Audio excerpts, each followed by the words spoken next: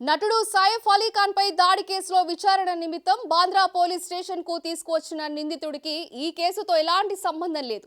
ముంబై పోలీసులు ఈ సమాచారం ఇచ్చారు. ఈ కేసులో ఇంకా ఎవరిని అదుపులోకి తీసుకోలేదని పోలీసులు తెలిపారు.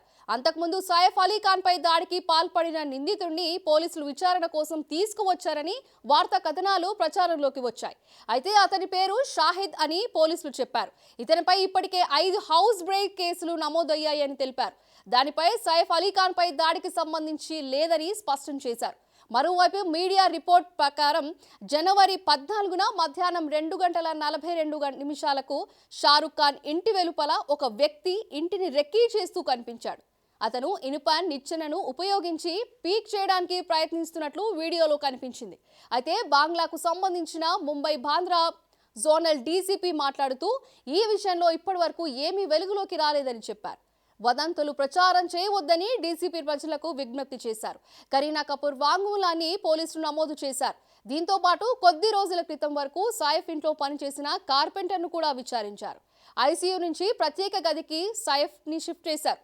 ముంబైలోని లీలావతి ఆసుపత్రిలో chief neurosurgeon doctor Nitin Dange, COO doctor Neeraj Uttamani శుక్రవారం మాట్లాడుతూ సైఫ్ ను ఐసీయూ నుంచి ఆసుపత్రిలోకి ప్రత్యేక గదిలోకి తరలించినట్లు తెలిపారు. ఆయన ప్రమాదం నుంచి బయటపడ్డారని వెల్లడించారు. బుధవారం అర్ధరాత్రి సైఫ్ అలీ ఖాన్ ఇంట్లోకి ప్రవేశించిన తర్వాత కత్తితో దాడి చేశారు.